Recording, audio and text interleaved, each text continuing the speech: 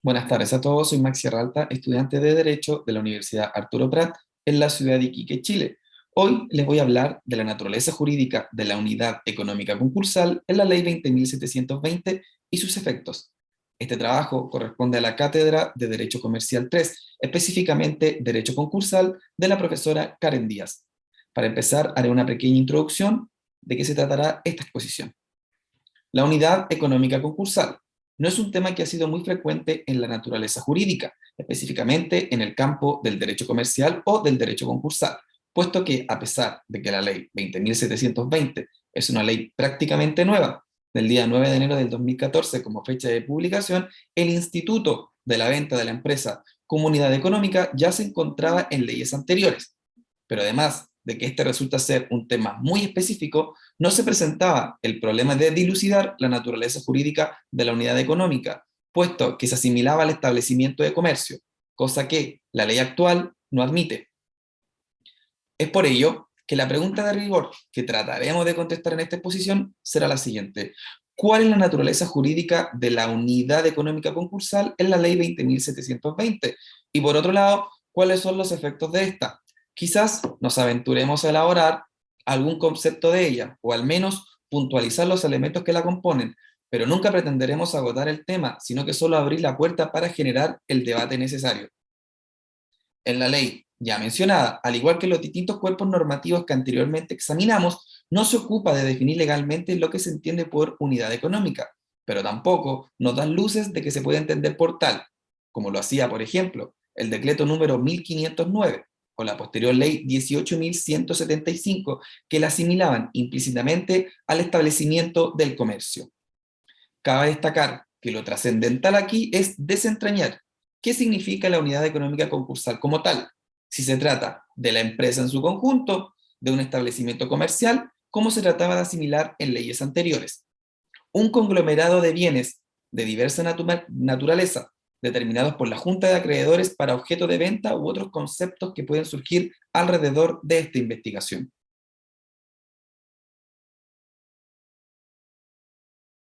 Conceptos generales. La ley 20.720 se encarga de regular lo que antiguamente se denominaba como la quiebra. Es decir, y a pesar de que la legislación no parece dejarlo tan claro, es un estado excepcional en el orden jurídico de una persona, producido por la falta o imposibilidad de cumplimiento igualitario de sus obligaciones declaradas judicialmente. Según el artículo primero de esta ley, los procedimientos que ésta contempla se clasifican de acuerdo al sujeto a quien se les aplicará. En primer lugar, tenemos a la persona deudora, con sus respectivos procedimientos de renegociación, en los artículos 260 y siguientes, y el procedimiento de liquidación, en los artículos 237 y siguientes, constituyendo estos dos procedimientos una verdadera novedad. Y en segundo lugar, encontramos a la empresa deudora, con el procedimiento de reorganización, que antes se conocía bajo el nombre de los convenios de pago, en los artículos 54 y siguientes, y el procedimiento de liquidación, en los artículos 115 y siguientes, que es, como ya les dije, lo que suele denominarse quiebra propiamente tal.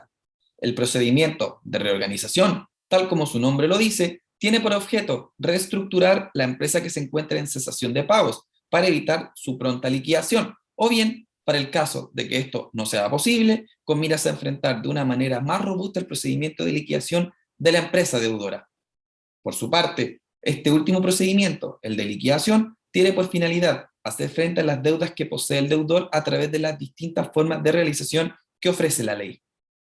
Las formas de realización de los bienes que componen la empresa en crisis también se dividen de acuerdo al sujeto al cual se le someterán aquellas reglas. En el caso de las microempresas, hablamos de la realización sumaria o simplificada, y en los demás casos nos regimos por la realización ordinaria.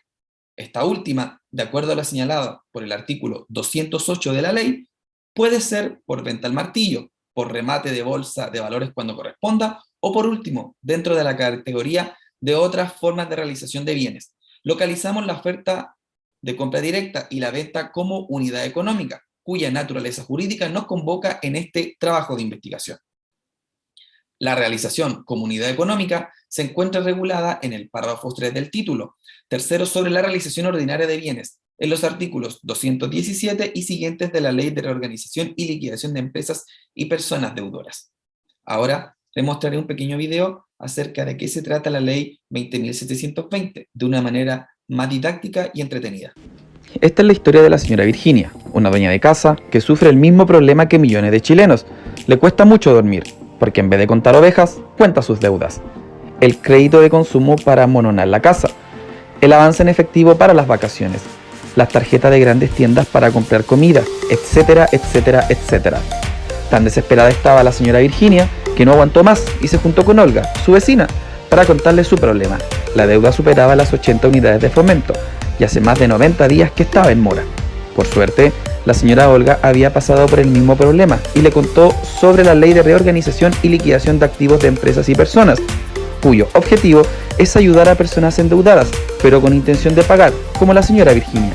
Entusiasmada con la noticia, la señora Virginia reunió una serie de documentos necesarios y presentó ante la Superintendencia de Insolvencia y Reemprendimiento la solicitud para acogerse al procedimiento de renegociación junto con su propuesta de renegociación.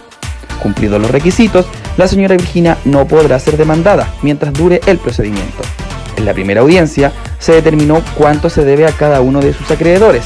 En la segunda audiencia, la señora Virginia discutió con todos sus acreedores su propuesta de renegociación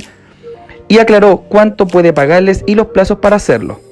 ¿Qué pasa si no logran un acuerdo? Primero, se realiza una audiencia de ejecución de los bienes que presentó. Si no hay acuerdo, se envían los antecedentes al tribunal. La señora Virginia y sus acreedores acordaron una forma distinta de pagar sus deudas y la señora Virginia recibió un acta firmada con sus nuevas obligaciones. Y lo más importante, empezó de cero a pagar sus deudas y sin mora. Gracias a esta ley y a la Superintendencia de Insolvencia y Reemprendimiento, la señora Virginia pudo pagar sus nuevas deudas en el tiempo pactado con sus acreedores,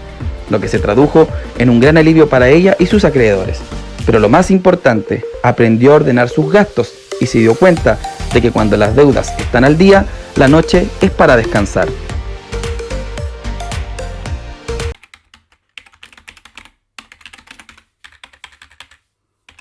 Concepto de empresa deudora en la ley. El concepto de empresa deudora, a diferencia del de unidad económica, sí se encuentra definido en la ley, en el numeral 13 de su artículo segundo, como toda persona jurídica con o sin fines de lucro, y además también se considera empresa deudora toda persona natural contribuyente de primera categoría o del número 2 del artículo 42 de la Ley sobre el Impuesto a la Renta de 1974, es decir, profesionales liberales y sociedades de profesionales, quedando excluidos de esta manera solamente los trabajadores dependientes. La actual ley de procedimiento concursal, al distinguir entre empresas deudoras y personas deudoras, parece aportar la noción de empresa como sujeto de procedimientos concursales, con lo cual también podríamos creer que el concepto de unidad económica se asimila al de empresa, puesto que solo a estas se les puede realizar por medio de la venta como unidad económica. Sin embargo, la ley no se encarga de definir la empresa propiamente tal, sino solo de solucionar el problema que suscita, de lo que se puede y no queda incorporado dentro del concepto de empresa deudora, es decir, solo para efectos legales. Sin embargo, antes de la entrada en vigencia de la nueva ley, nunca se había hecho tal distinción con respecto de los sujetos a los cuales se le aplica el procedimiento de quiebra, llamado hoy procedimiento concursal. Esto debido a la incorporación de las personas naturales dentro de dichos conceptos. Así es como entre ambos tipos de deudores podemos ver diferencias, tales como en materia de coordinación y dirección de los procedimientos, en materia de delitos concursales y por último, aunque en menor medida, con respecto a las acciones revocatorias.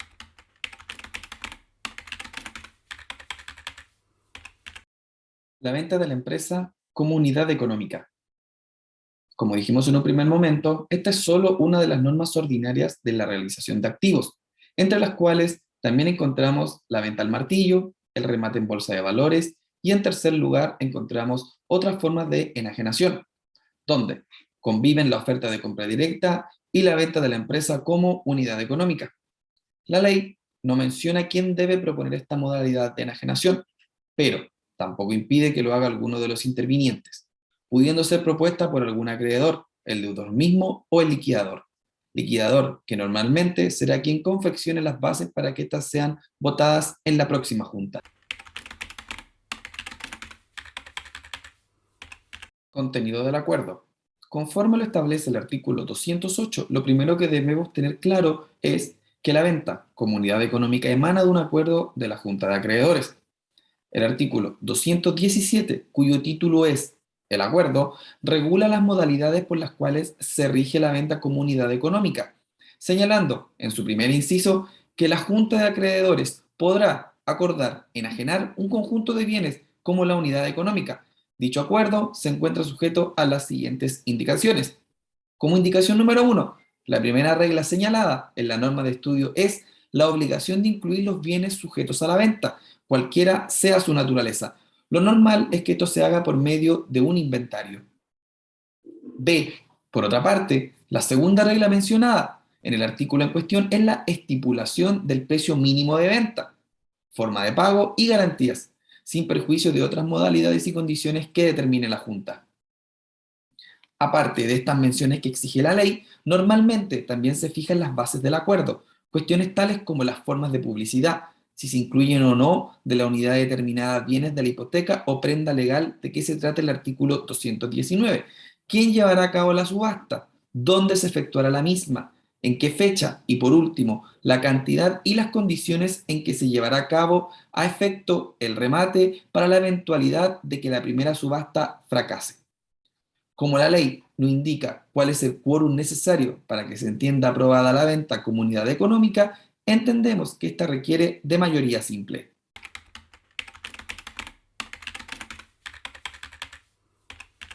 Dos efectos importantes son los que se derivan de la aprobación de las bases. Primero que todo, dicha aprobación autoriza y legitima, tratándose de los números tercero y cuarto del artículo 1464 del Código Civil, la enajenación de bienes embargados o desasidos. Por tanto, su venta no adolece de objeto ilícito. El segundo efecto que provoca la aprobación ya mencionada, según el artículo 218, es que suspende respecto de los acreedores de segunda clase su derecho a ejecutar individualmente al fallido. Bajo el esquema de que la ley número 18.175, esto generaba problemas porque era la Junta la que soberanamente fijaba la proporcionalidad del valor de la garantía en el conjunto o unidad económica, lo que se prestaba para abusos en perjuicio de los acreedores hipotecarios, prendarios o retencionarios, pues lo corriente era que el porcentaje se castigaba toda vez que la Junta era dominada por acreedores quirografarios. Además, el artículo 219 se encarga de aquellas situaciones en que el bien se encuentra afecto a prenda o hipoteca, por lo cual en las fases se debe especificar la parte del precio del conjunto que atañe a cada uno de los bienes que son objeto de garantías reales. Sin embargo, aquellos acreedores hipotecarios, prendarios o retencionarios que estén en desacuerdo con la valoración asignada, pueden solicitar al tribunal su rectificación dentro del tercer día contado desde la adopción del acuerdo correspondiente, pudiendo, en tal caso, acompañar un informe pericial de tasación del respectivo bien, el cual tendrá presente el tribunal para la determinación final del valor. Ahora nos hacemos la siguiente pregunta. ¿Sirve esta aprobación para los efectos de purgar las hipotecas del artículo 2428 del Código Civil? A nuestro juicio, la misma disposición del artículo 219 de la ley viene a reemplazar el artículo 2428 del Código Civil, en el sentido de que producida la enajenación de los bienes hipotecados o prendados insertos en la unidad económica, se extingue la hipoteca y la preferencia solo se mantiene por los valores indicados en las bases de enajenación. Ambas normas, tanto el artículo 218 como el 219, tienen mucha importancia debido a que generalmente la empresa que se encuentra en un proceso concursal de liquidación va a contener dentro de sus activos muchos bienes grabados con prendas, hipotecas o derechos reales de retención.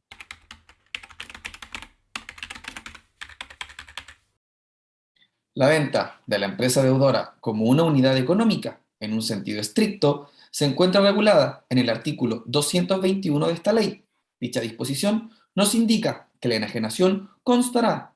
en una escritura pública que debe indicar los hechos y los requisitos que acrediten el cumplimiento de las fases anteriores que previamente analizamos. Y además, Aquella escritura será aprobada por el tribunal, el que, a su vez, ordenará el alzamiento y cancelación de todos los gravámenes y prohibiciones que pesen sobre los bienes que conforman el conjunto de bienes que se venden como unidad económica. Esta solemnidad, la aprobación judicial, es un absurdo, pues no se entiende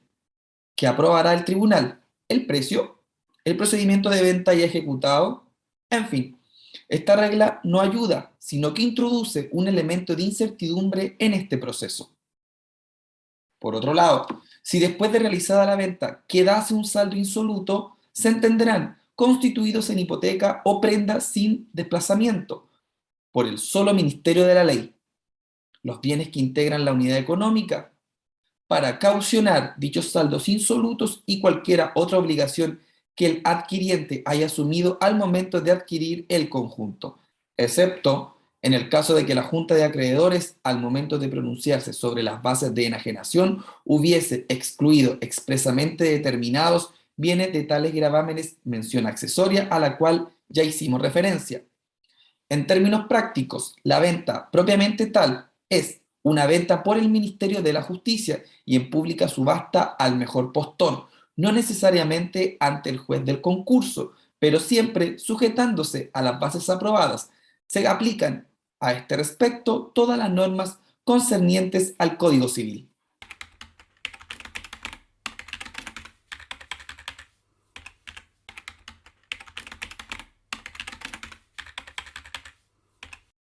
La primera ley de quiebras de Chile data del 4 de febrero de 1929,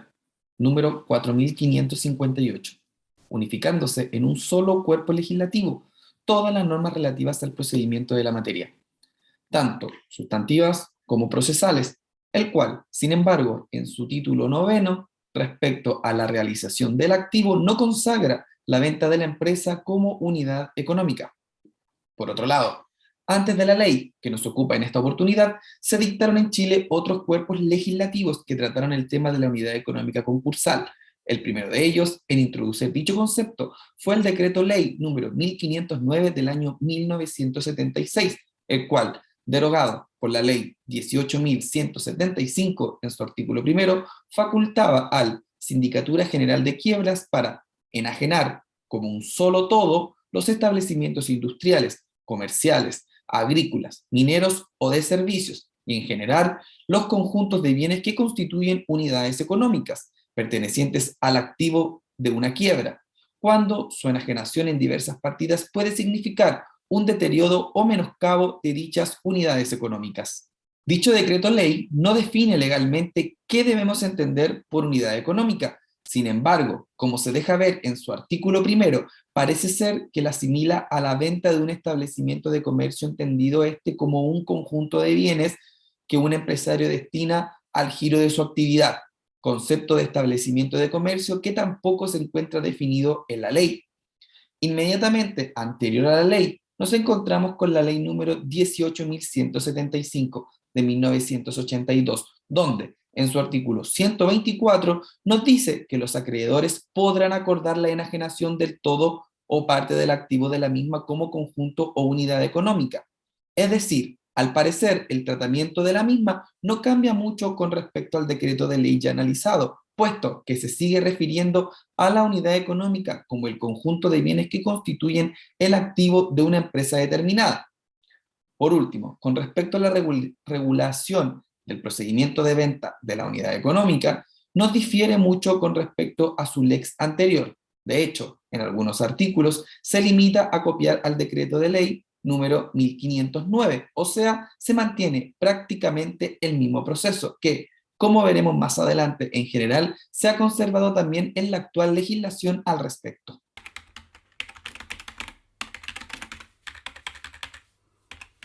Como hemos podido apreciar a lo largo de este estudio, de esta investigación, si una cosa es clara con respecto a la unidad económica concursal, es que se trata de un conjunto de conceptos que, compenetrados entre sí, forman un todo unitario y autónomo, es decir, una universalidad, y como el derecho concursal se encuentra íntimamente relacionado con el derecho comercial, es preciso que analicemos nuestro instituto con otras universalidades de esta última rama, las cuales, a primera vista son la empresa comercial, la sociedad y por último el establecimiento de comercio.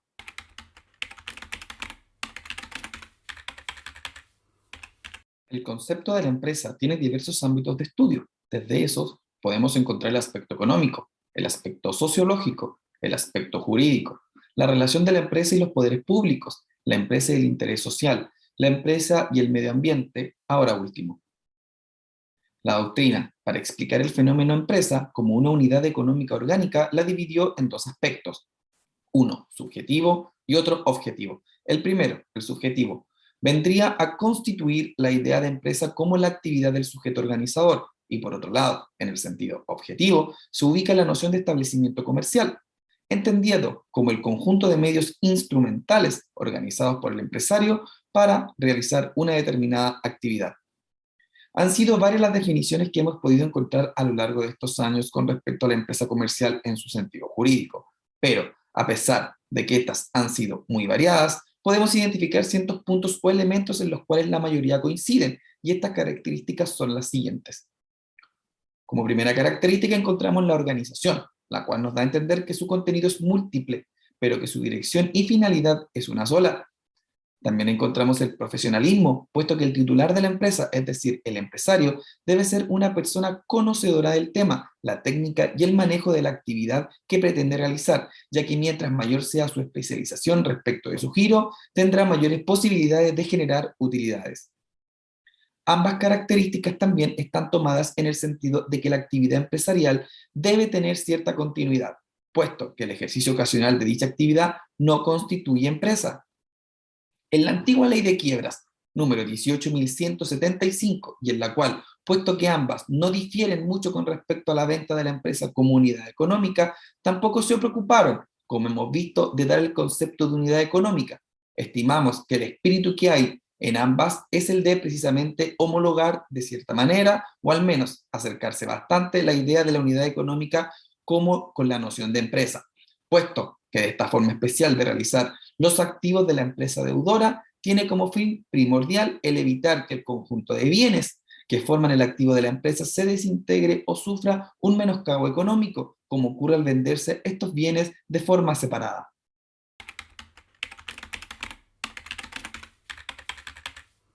El establecimiento comercial se puede definir como un conjunto de elementos mobiliarios corporales e incorporales que un comerciante agrupa y organiza para satisfacer las necesidades de su clientela,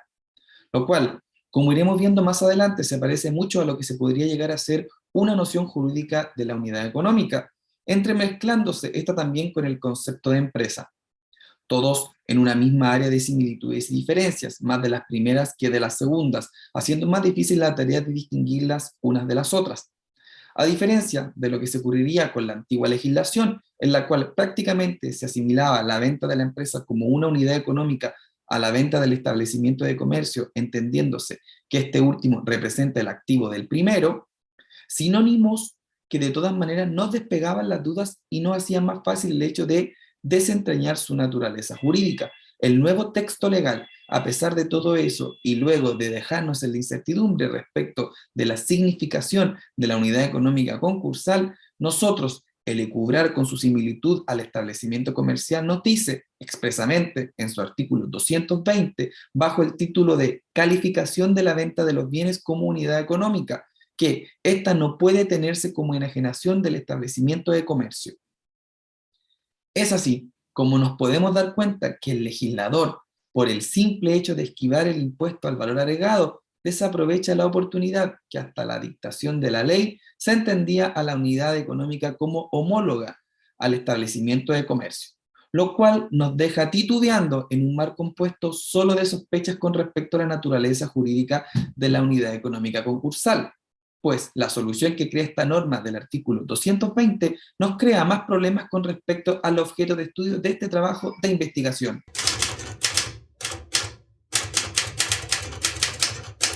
Luego de analizar las bases que nos permitirán elaborar una noción apropiada para la unidad económica concursal, debemos preguntarnos qué engloba en sí mismo esta conceptualización,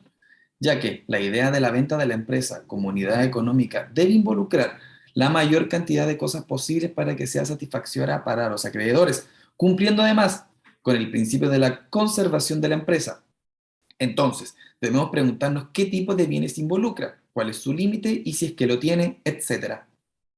Primeramente, parece quedar claro que la idea de la unidad económica contiene los bienes corporales, ya sea tanto muebles como inmuebles, lo cual se refiere el artículo 217 de la ley, al señalar que el primer contenido del acuerdo para la enajenación de la empresa bajo dicha modalidad es el de señalar los bienes sujetos a la venta, los que pueden ser de cualquier naturaleza. De hecho, la misma norma nos señala que también se incluyen dentro de estos bienes sujetos a la venta de la empresa como unidad económica los derechos que el deudor tenga sobre un inmueble que no es de su propiedad, pero en el cual se encontrará un conjunto de bienes que sí lo son, indicando incluso que, cualquiera sea el tenor de la convención o la naturaleza de los hechos en que se funda la posesión, uso o mera tenencia del inmueble.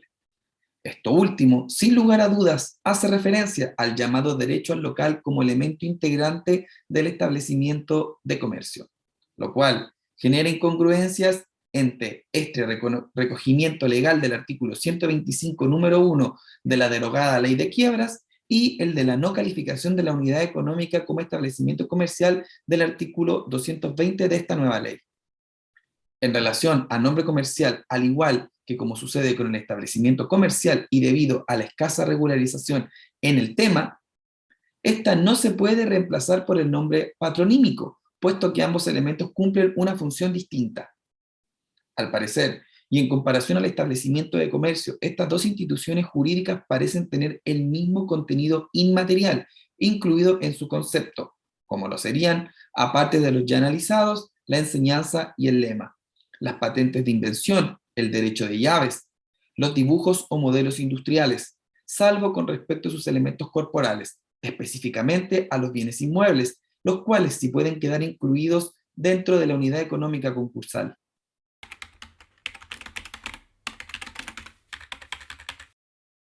En relación con la venta propiamente tal de la empresa comunidad económica, esta no estaría afecta al impuesto al valor agregado, IVA, debido a que en virtud del artículo 220 de esta ley, la unidad económica concursal no puede calificarse de establecimiento de comercio, excluyéndose así de la letra F del artículo octavo del decreto ley número 825 de 1974, es decir, de la ley sobre impuesto a las ventas y servicios.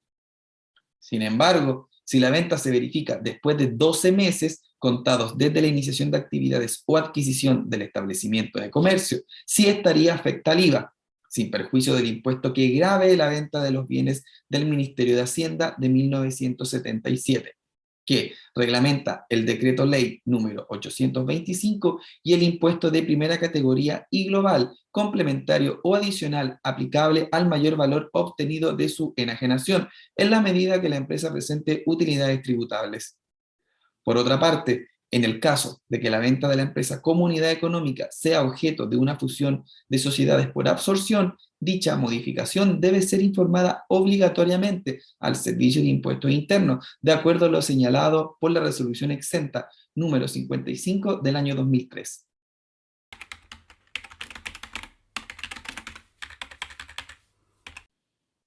Por otra parte, respecto de la unidad económica concursal, como decíamos en su oportunidad, al analizar los elementos o características que forman el concepto de empresa mercantil, puntualizamos que uno de ellos era su universalidad de hecho, es decir, un conjunto de bienes muebles de naturaleza idéntica o diferente,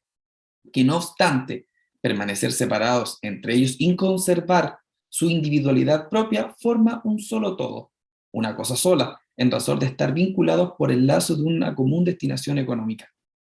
Sin embargo, como podemos darnos cuenta, el concepto de la universalidad de hecho no incluye a los bienes inmuebles, bienes que sí forman parte de la unidad económica concursal, como ya desarrollamos al analizar qué comprendía dicha noción,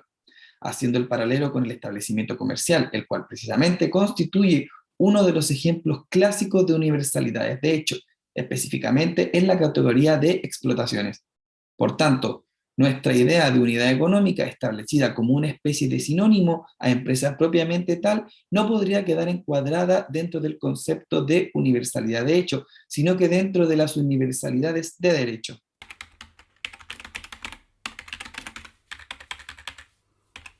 Como no hemos podido percatar a lo largo de toda esta exposición, cuesta encontrar en la ley elementos de los cuales aferrarnos para dar una respuesta a la pregunta que hemos planteado desde el principio, cuya pregunta era: ¿cuál es la naturaleza jurídica de la unidad económica concursal en la ley? Sin embargo, hemos encontrado al parecer una institución en el derecho comercial que parece asimilársele, al menos a grandes rasgos, como lo es la propia noción de empresa, concepto que obviamente se encuentra siempre en constante discusión y evolución con el pasar de los años y del cual por lo mismo no tenemos una definición legal que nos permita homologarla a la unidad económica concursal, lo cual tampoco sería correcto, pues creemos que debido a las características particulares que presenta el procedimiento concursal de liquidación y por lo cómo se lleva a cabo la venta de la empresa como unidad económica, presenta componentes propios que, no obstante, tratando de desentrañar el espíritu de la ley como lo hemos hecho, podemos percatarnos que ésta en todo momento se refiere a la unidad económica concursal como a la empresa misma entendida en su conjunto. La única definición o noción que hemos podido encontrar hasta el momento de lo que significa la unidad económica concursal para esta ley fue la idea elaborada por la superintendencia que consta en el registro de la historia fidedigna de la ley, el cual nos dice que una unidad económica es un conjunto de bienes de distinta naturaleza que son vendidos como unidad por acuerdo de la Junta de Acreedores. Dicha definición parece ser muy simple, pues no engloba todo lo que puede llegar a constituir la unidad económica concursal como tal, pero nos sirve como punto de partida para elaborar nuestra propia concepción de la misma. Así, podemos decir que la unidad económica concursal es un conjunto de bienes de distinta naturaleza, ya sea bienes corporales, tanto muebles como inmuebles, o bienes incorporales, como ciertos derechos que constituyen una organización profesional y universal dedicada a la producción de bienes y servicios con o sin fines de lucro, o mejor dicho, una empresa que es vendida a modo de unidad por acuerdo de la Junta de Acreedores en el marco de un procedimiento concursal de liquidación. Por otra parte, con respecto a los efectos de la venta de la empresa como unidad económica, nos remitimos a lo ya señalado en toda esta exposición, aparte de lo anteriormente dicho con respecto a la venta de la empresa como unidad económica y sus respectivos efectos.